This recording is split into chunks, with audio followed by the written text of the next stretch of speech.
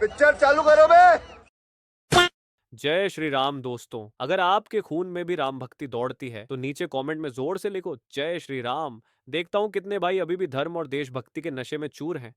अब देखो भाई, चैनल का नाम तो सस्ते नशे है, लेकिन यहाँ नशा सिर्फ दो चीजों का मिलता है, ज्ञान का और मनोरंजन का। तो आ जाओ इस मस्त सफर में जहाँ दिमाग खुलेगा, हंसी रुकेगी नहीं। और हाँ, जिसने वीडियो लाइक और चैनल सब्सक्राइब नहीं किया वो अगली बार महंगे नशे की दुनिया में भटकता नजर आएगा। चलो वीडियो शुरू करते हैं। जय श्री राम। इससे बड़ी बात यह मेरे को डर लगता है जो अभी अभी मान साहब ने कहा, बड़ी इंपॉर्टेंट बात कही। और आजकल तो वो जो OTS OTT OTP बैगन OTT गवा अनपढ़ है क्या? पागल है? कैसी बातें कर रहा भाई? हम OTS ही देते रहते ना हम तो। आदमी पढ़ा लिखा ना हो, आधी बातें उसको समझ में नहीं आती कि अफसर मेरे से कहां साइन करा रहे हैं।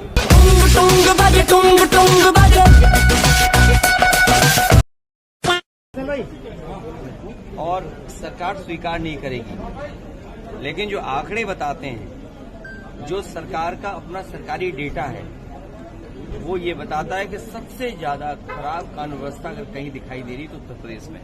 उत्तर प्रदेश का हाल पूछने के लिए कोई है ही नहीं। पर सच्चाई ये है कि उनको लोगों ने रिजेक्ट कर दिया। 272 सीट जिस पार्टी की सुमेरा जी नहीं आती, उसके पास 200 हो या 150 हो या 100 हो, वो सब संख्या का फर्क हो सकता है, पर उन्हें बहुमत ने नाकारा है। पर फिर सुरजेवाला जी, आपके पास 99 है तो आपको भी रिजेक्ट कर दिया, फिर आपको तो उनसे ज्यादा रिजेक्ट कर दिया। मैं तो इसलिए तो हमने सरकार नहीं बनाई। लेकिन 16 लाख करोड़ कर्जा अगर 2-4 पूंजीपतियों का माफ किया गया है, तो अगर हम उस पैसे का इस्तेमाल रोजगार पैदा करने के लिए करें तो बेरोजगारी को कम किया जा सकता है। कन्हैया, एक वो अंग्रेजी में फ्रेज है, the proof of the pudding lies in its eating. Himachal Pradesh में आपकी सरकार है, कर्नाटक में आपकी सरकार है, तेलंगाना में आपकी सरकार है। हिमाचल में आपने नई नौकरियां कितनी इजाद की, सृजित की? देखिए, हिमाचल में, तेलंगाना में और कर्नाटक में एक चीज आप नोट करेंगे कि हम लोग कोई ऐसी घोषणा नहीं कर रहे हैं जो घोषणा हम लागू करने में सक्षम नहीं हो। तनख्वाह देने में भी विलंब हो रहा है हिमाचल में, 2 बार हो चुका है ऐसा। नई नौकरियां सृजित करना तो दूर की बात है। नहीं, नई नौकरियां सृजित करेंगे। मैं अभी, आप दिल्ली की बात कर रहे हैं, दिल्ली के साथ साथ आप दूसरे राज्यों की भी बात कर रहे हैं। संघ स्थापना के 100 वर्ष हो रहे हैं, परंतु यह विचार केवल 100 वर्ष पुराना नहीं है। ऐसा नहीं है कि एक दिन डॉक्टर साहब उठे और नारियल फोड़कर संघ का उद्घाटन कर दिया। संघ के वैचारिक भवन की विशालता के नीचे उन प्रकट दीवारों से कहीं मोटी और दीर्घकाय नींव है जो हमें न दिखती है, न हम अपनी दृष्टि में सूक्ष्मता लाए बिना उसे देख सकते हैं। भवन के वंदनवार टांगने की स्थिति में आने से पूर्व डॉक्टर हेडगेवार को एक एक ईंट जोड़ने हेतु महापुरुषों का सानिध्य मिला। BS मुंजे ने बंगाल में डॉक्टरी की पढ़ाई के साथ वहां की क्रांतिकारी संस्थाओं के गुप्त संगठनात्मक तरीके सीखने को कहा। हेडगेवार को जीवन का एक बड़ा लक्ष्य दिखा जब उन्होंने सावरकर रचित हिंदुत्व को पढ़ा। सारी प्रेरणा, शिक्षा, संगठन को चलाने की कला और हिंदू समाज की रक्षा का प्रण अंततः राष्ट्रीय स्वयंसेवक संघ बन गया। यह ऐसी संस्था नहीं थी जिसका लक्ष्य तिरंगे के 3 रंग लेकर उस राष्ट्र के हर मूल्य के साथ समझौता करना था, बल्कि संघ ने यह सुनिश्चित किया कि झंडे का रंग कुछ भी हो, राष्ट्र सर्वोपरि। संघ धर्म और राष्ट्र को एकीकृत करते हुए समाज को उत्कृष्ट बनाने हेतु प्रयासरत है। आज प्रधानमंत्री मोदी नागपुर में डॉक्टर हेडगेवार के जन्म दिवस पर स्मृति मंदिर गए और संघ के योगदान पर अपनी प्रतिक्रिया में बताया कि डॉक्टर हेडगेवार और गोलवलकर जैसे परम पूज्य विभूतियों ने कैसे भारतीय संस्कृति, राष्ट्रवाद एवं निस्वार्थ जनसेवा के चैतन्य सनातन विचारों को लाखों स्वयंसेवकों का पर्याय बना दिया। वहीं उन्होंने केशव नेत्रालय की नींव रखी, क्योंकि संघ की दृष्टि की आवश्यकता तो समाज को है ही और रहेगी। मोदी का संघ कार्यालय जाना राजनीतिक रूप से भी महत्वपूर्ण है, क्योंकि बिना संघ की शक्ति के भाजपा अधूरी है। भाजपा संघ के वृक्ष का फल है और फल अपने में समाहित बीज से नया पौधा तो बना सकता है, परंतु उसे वृक्ष बनने में 100 वर्ष लग जाए। 15 मिनट के लिए पुलिस हटा लो, सब देख लेंगे। ये सेकुलर सॉन्ग था, ये थोड़ी हेट स्पीच थोड़ी थी। 20 करोड़ 50-100 करोड़ पे भारी पड़ेगा, ये तो सेकुलरिज्म का सॉन्ग है, इसको कैसे हेट स्पीच कह सकते हैं? असदुद्दीन ओवैसी ने बोला था, जब मोदी पहाड़ पर चले जाएंगे और योगी मठ में चले जाएंगे तुम्हें बचाने कौन आएगा। ये सब तो सेकुलरिज्म के सॉन्ग होते हैं, इनको हेट स्पीच थोड़ी कहते हैं। सरतन से जुदा, अरे ये तो सेकुलरिज्म का सॉन्ग है, इसको हेट स्पीच थोड़ी कहते हैं।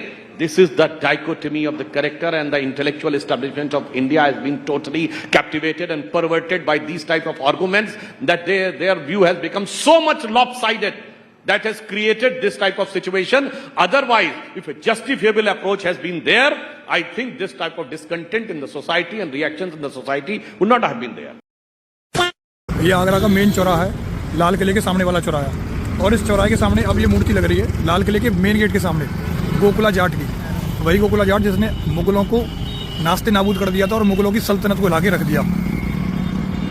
गोकुला जाट का जो इतिहास है कांग्रेस सरकार में भरपूर दबाया गया, क्योंकि कांग्रेस के मिनिस्टर्स और जो एजुकेशन मिनिस्टर्स थे सब वामपंथी विचारधारा के थे, और उन्होंने हमेशा गोकुला जाट महाराजा सूरजमल के जो बलिदान था हिंदू धर्म रक्षा के लिए हमेशा दुबकाया।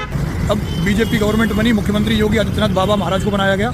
महाराज ने उसी लाल किले के सामने जहां गोकुला जाट के टुकड़े करवा दिए थे औरंगजेब ने, उसी लाल किले के गेट के सामने अब महाराजा गोकुला जाट की मूर्ति स्थापित करवाई है, और मूर्ति लगभग 25 और 30 फीट ऊंची मूर्ति है जो स्टैच्यू है। तो ये जो भी मुख्यमंत्री साहब ने ये काम करवाया, जाट समाज वाकई में आभारी है और धन्यवाद व्यक्त करता है मुख्यमंत्री साहब का कि उन्होंने हमारा इतिहास फिर से चर्चाओं में लाए और दुनिया को बताया कि गोकुला जाट महाराजा सूरजमल और महाराजा रणजीत सिंह ने हिंदू धर्म की रक्षा के लिए कितना न्योछावर किया और कितना समर्पण दिया धर्म के लिए।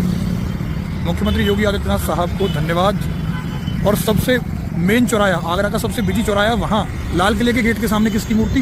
गोकुला जाट की, जिसे औरंगजेब ने इसी जगह बर्बरता से मरवा दिया था। आज उन्हीं जब भगत सिंह वगैरह को फांसी लगनी थी उससे पहले इरविन आया था, एक गांधी इरविन पैक्ट हुआ था ना, लॉर्ड इरविन आया था। इरविन इज ऑन रिकॉर्ड, उसने लिखा है कि हम जब मीटिंग के लिए जा रहे थे तो हमें पूरा यकीन था कि महात्मा गांधी पहली बात ये कहेगा कि राजगुरु सुखदेव और भगत सिंह की फांसी हटाओ, फांसी नहीं देनी, पर कहते उन्होंने बात ही नहीं की। मीटिंग खत्म होने लगी तो मैंने कहा इरविन ने कि do you have something to say about the death sentence given to Sukhdev, Bhagat Singh and Rajguru? He said तो that is your law and order problem. कभी राहुल गांधी जी को सुना आपने कि वो कहते हैं भारत माता की जय? कभी राहुल जी ने नारा लगाया वंदे मातरम, वंदे मातरम? ये वो नारे हैं जिन्हें लगा करके महात्मा गांधी के नेतृत्व में अंग्रेजों से लड़ाई लड़ी गई थी। कभी राहुल जी के मुंह से सुना है छत्रपति शिवाजी महाराज की जय? कभी राहुल गांधी जी के मुंह से सुना है महाराणा प्रताप की जय? कभी राहुल गांधी जी के मुंह से सुना है गुरु गोविंद सिंह महाराज की जय? कभी राहुल जी के मुंह से सुना है योगीराज भगवान श्री कृष्ण की जय? कभी राहुल जी के मुंह से सुना है मर्यादा पुरुषोत्तम भगवान श्री राम की जय? कभी राहुल जी के मुंह से सुना है गंगा माता की जय, गौ माता की जय? तो सवाल इस बात का है कि भारत की संस्कृति, भारत की सभ्यता, भारत के संस्कारों को मिटाना कांग्रेस का लक्ष्य है। तो माफ करना, ऐसी कांग्रेस आपको मुबारक हो। ये वो कांग्रेस नहीं है जिसकी स्थापना देश के लिए हुई थी। ये अब वो कांग्रेस बन गई है जो भारतीय संस्कृति सभ्यता से दूर निकल गई है। सनातन को मिटाना इनका ख्वाब है। हिंदुत्व को हम मिटा देंगे, हिंदू नाम की एक शक्ति है, इसे मिटा देंगे। देश में विपक्ष नेता के तौर पे और कौन दिखाई दे रहा है? वो जो जनाब हैं राहुल गांधी, वो तो कभी इटली चले जाते हैं, नानके चले जाते हैं मामा जी के पास। जब भी कोई देश का कोई इंपॉर्टेंट सेशन होता है तब वो अमेरिका बैठे होते हैं, है ना? तो उनको तो लॉन्चिंग चल रही है, मतलब श्री हरिकोटा से चंद्रयान जल्दी लॉन्च हो गया, वो बंदा लॉन्च नहीं हुआ कांग्रेस से। लॉन्चिंग चल रही है, लॉन्चिंग चल रही है ना? अब नहीं है गुण, भाई परमात्मा ने नहीं गुण दिया, क्यों यार धक्के से उसको बेचारे को कर रहे हो? भी तू नेता ही बन बस। ये नंबरदारी थोड़ी है कि बेटा बन, उसके बाद बाप, उसका बेटा, फिर अगला। यार छोड़ दो उसको यार, बेचारे को।